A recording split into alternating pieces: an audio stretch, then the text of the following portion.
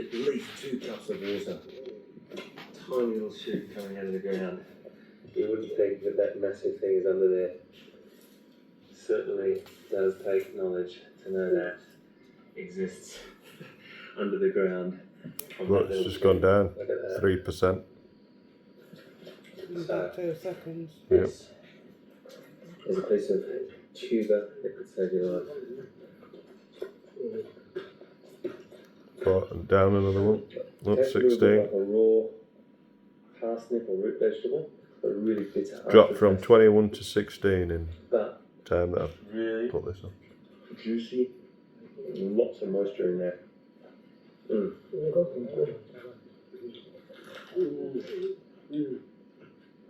15 now.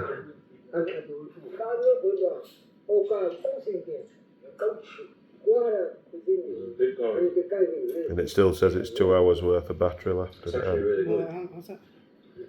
Really good. 14% now. See what I mean?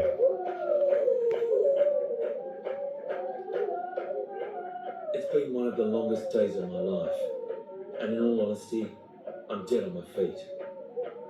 This desert village and its magical people make me feel very small on this earth. It feels like 60,000 years of mankind still lives on with the Sand People. I get the feeling tomorrow is going to be another eye-opening day for me. But for today's hunt, Ngao wants to show me how his ancestors taught him how to use poison to kill in the Kalahari. Ngao extracts grubs of the Lebestina beetle from their hard casing. These grubs are highly poisonous. It's this poison that the hunters use to give their arrows a deadly dose. The chemical name is diamphotoxin. When the arrow enters the animal, the poison starts to break down the walls of the red blood cells. The effect is similar to being bitten by a cobra or rattlesnake. This is such an effective killer that it doesn't even show up in a forensic autopsy. I've persuaded Ngao to give me a lesson in bow hunting. The Sand People have been using these for 60,000 years to kill their food. I get the feeling it isn't as easy as it looks, and there's a pretty intimidating audience.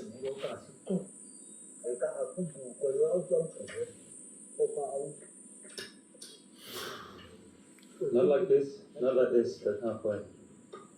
Okay.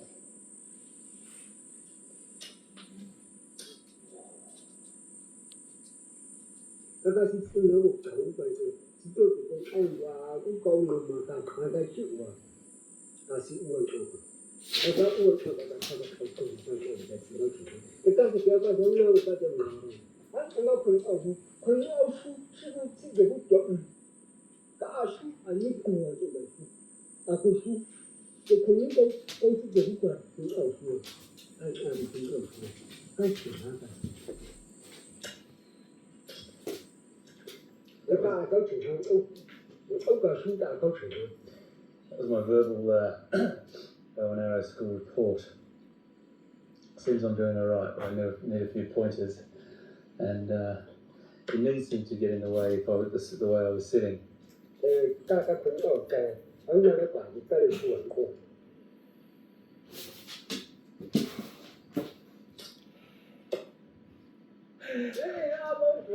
What a teacher. What a teacher. Hey. Gosh, that feels good. That felt very good. From this position where you feel a little sort of stiff and everything, and then getting down low, it really does feel like you're drawing back and your whole body is actually going through that aim of that arrow. It's midday. The temperature is already up to 45 degrees in the shade. Today, I might have to walk more than 15 kilometers. The men's walking pace is more like my jogging pace. After Ngao, Touche is the second most experienced hunter. He's been the wingman to Ngao for many years, honing his skills and learning from the master. 3 hours after leaving the village, Touche picks up the tracks of one of Africa's toughest antelope. This is Hemsbok. This is the antelope with the very, very straight horns. So beautifully adapted to these very arid and dry conditions. In medieval England, horns from the Hemsbok were sold as unicorn horns. Today they are still high on the list for big game hunters. They can flee from many predators with speeds of up to 60 kilometers per hour, which is nearly as fast as a racehorse. Ngao tests the wind. We're downwind from the Hemsbok herd. It's blowing towards us. He knows they won't pick up our scent. The hunt is on. Right next to my feet here are the tracks of a Hemsbok, and Carl and I are tracking this together. I'm following him, but there's something very beautiful about walking in the tracks or next to the tracks of the animal. You feel like you've been right there, right in the moment, exactly the same as the animal has been.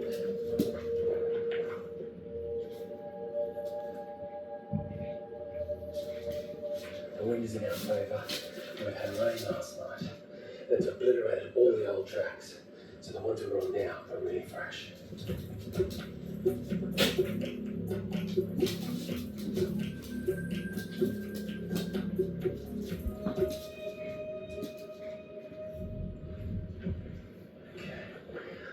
Just tell me that this, believe it or not, is the scrapings and digging from the Hemsbok, from an antelope. You think it'd be done by something like that, I don't know, a burrowing animal, and it's used its hoof to dig out like that. And if you look down here, there's bite marks on this tuber. The animal taking bites out of it. Just there, can you see that? This is one of the fantastic adaptations these antelopes have, the ability to literally dig to get something like that. Ngao locates the herd of Hemsbok about 500 meters ahead of us. While grazing, they're relaxed and unaware of our presence. On Ngao's instructions, we fall back to make a game plan.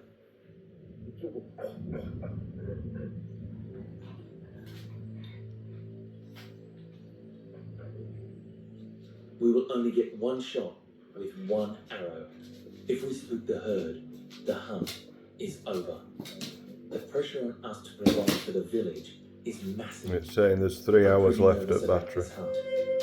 This would be such a great catch for the man. I don't want to miss it. 13%.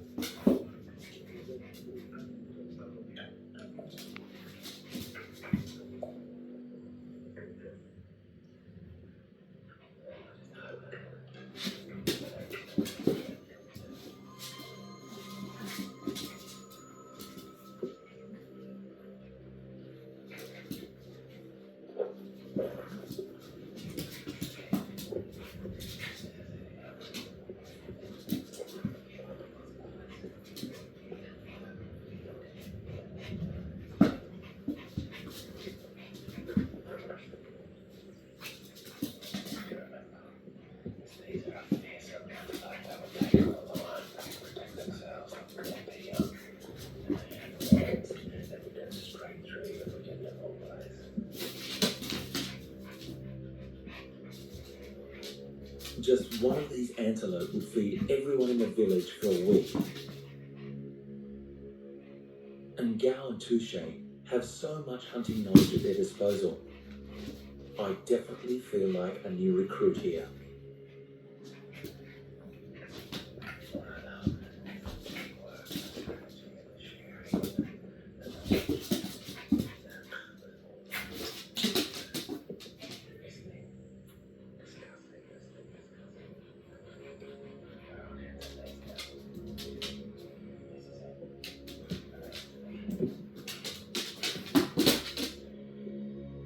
Our plan is to get within 40 meters of the nearest adult member of the herd, so we can make a kill shot with the poison Max, arrow. get down.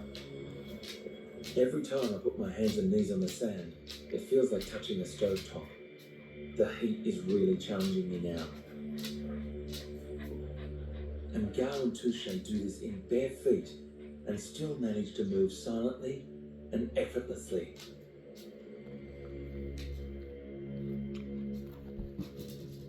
I've been sitting over there for about 10 minutes now, just observing, watching, whether they're comfortable, whether they've picked up the scent of anything, whether they're on the move, whether they're anxious to stay there. So many different things. And it's just all this absorption and animal behaviour and why these men are the best in the world. African antelopes have brilliant hearing to detect predators. Right now, we're the predators, and we have to be so careful not to blow our cover. And Gao decides this is it. It's time to make our final approach and take our one and only shot. Something is spooking the herd. Agonizingly, they bolt.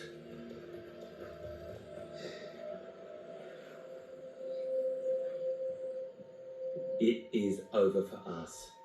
It could have been another predator that spooked the herd. But if it was, they'll be going hungry just like us. I feel an epic sense of failure. 5 hours, crawling on my belly, burning my skin, and the heat sucking the life out of me. I'm tired and frustrated. I know the men wanted to bring home some meat tonight.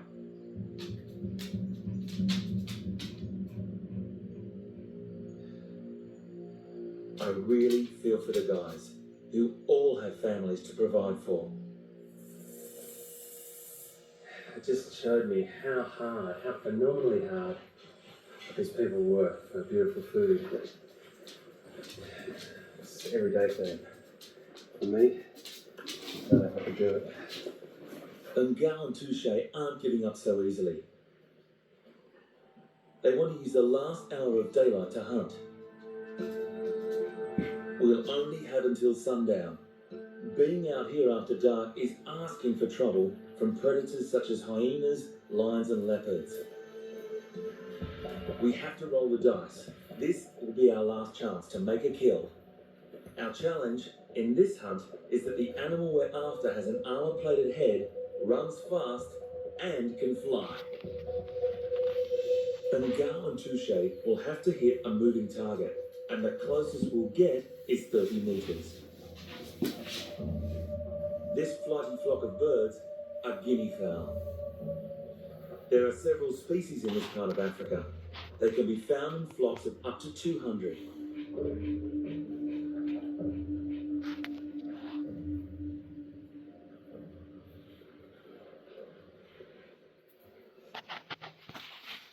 And Gao gets a shot away. But the birds are spooked. Guinea fowl aren't built for sustained flight. Flying is their last option. Instead, they run and use their camouflage to hide. I go jogging and get to the gym every week, but the fitness and stamina of these men is another level. And Ngao is nearly 70. Tasting guinea fowl. We gotta stay alive. We're doing this now. Legs caught. We're about 100 meters. And then the men unload about 3 or 4 hours each. And then sprint. I'm not sure if they've got a bird or if they're just trying to get their arrows. They grab their arrows really quickly and then they go again. It's incredible fitness of these men. One of these plump birds provides more meat than a supermarket chicken. That's if we can kill one.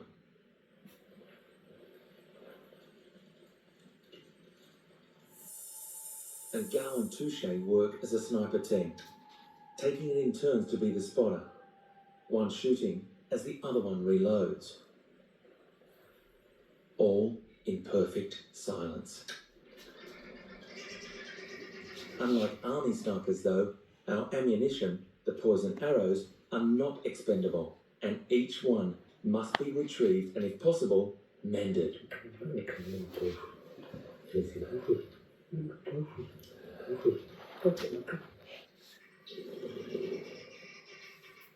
Got so close to a flock of guinea fowl, and they've got hundreds of eyes watching, hundreds of birds. Really hard. I stalk very, very low, and I try to hang back a little bit to give the guys more of a chance, because my boots going through these rocks make so much noise. And Gal and Touche get their eyes on the birds again. I'm going to hang back and try to keep the noise down. They're within 30 metres.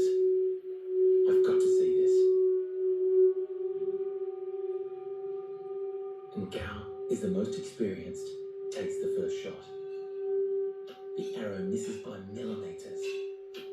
Touche shoots, misses, and Gal shoots. A hit.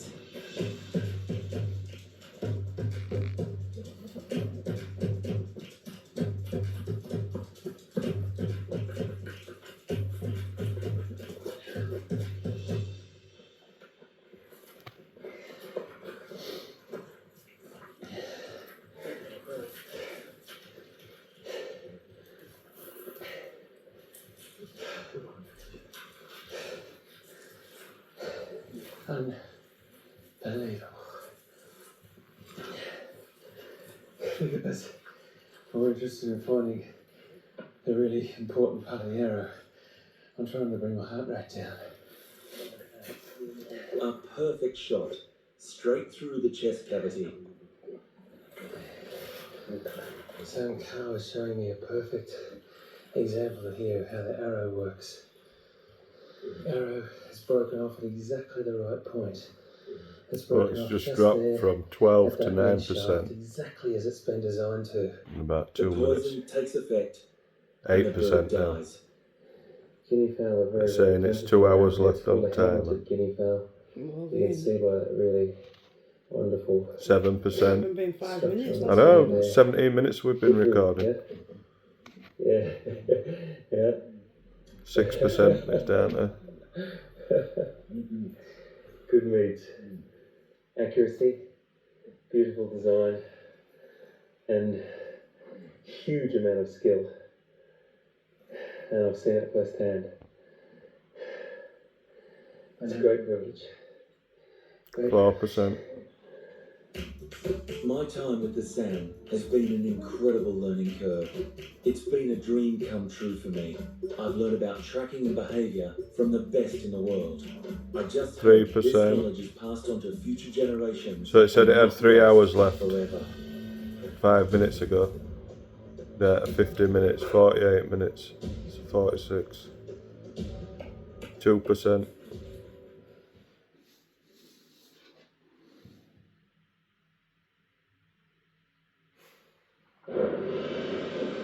A tribe seeks power from a fiery volcano before a big hunt. 1%. Stick close. It's about 5 stories high at the moment. The Namal are supreme hunters,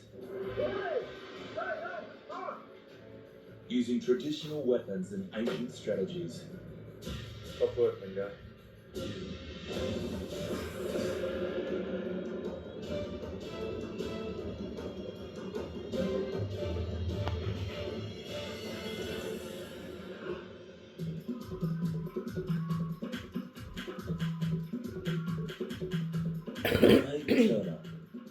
As a conservationist, I've dedicated my life to saving animals. But now I'm on the hunt. Because I want to understand the mind of a human predator. Today, we're hunting the smartest animal in the forest, wild pig.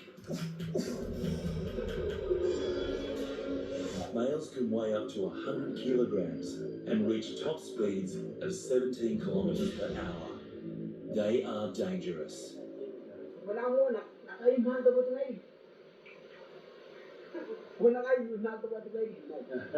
If they come, you've got to go up the tree. We going? Quite dangerous. Yeah. Okay, and now I'll have a attack you. Yeah. I could easily lose you in here.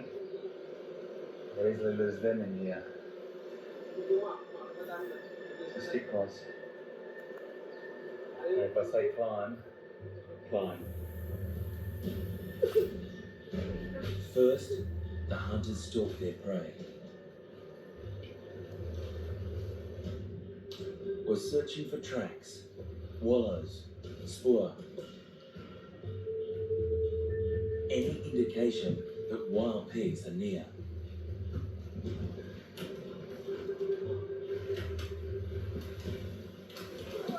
That's the track of the pigs. It's going this way. And some of the boys is going first to find. We're going behind. It's too dangerous for me to be at the front. I've got proper hiking boots on, but these men run in bare feet, and they easily cover over 30 kilometres in one hunt. This is outrageous. We are down on pig level right now.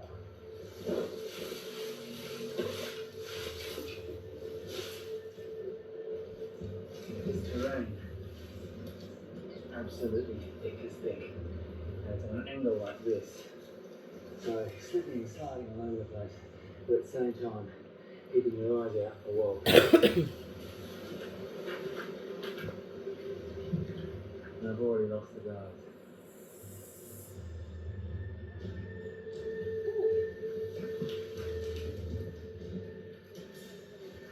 The pigs have the advantage.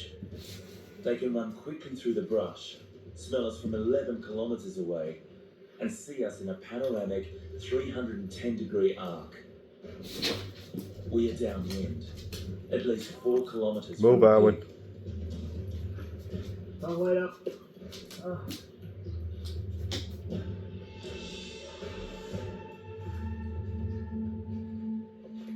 The tracks lead us into a more open area.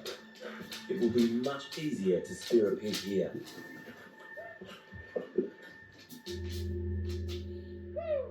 The hunters use calls so they don't scare the pig. These calls blend into the jungle noises.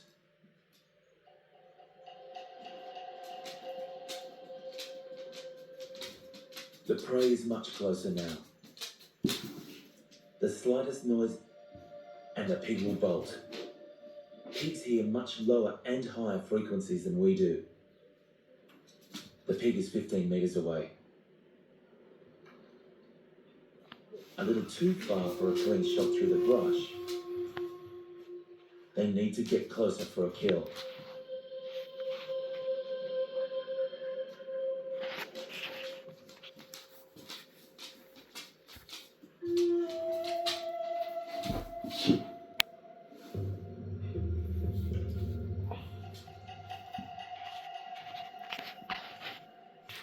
Knees are empty.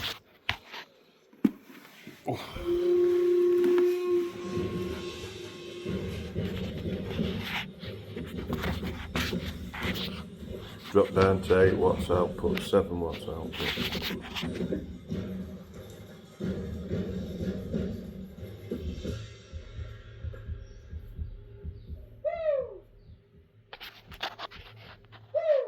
Link-Eye lost sight of the pig. Put your phone in the saddle.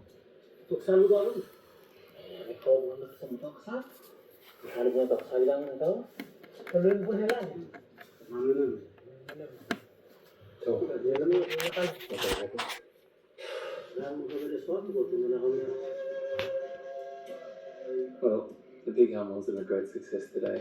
I'm not sure whether it was because of me being too slow or whether the pigs were a little bit far away anyway. Hopefully it was the latter.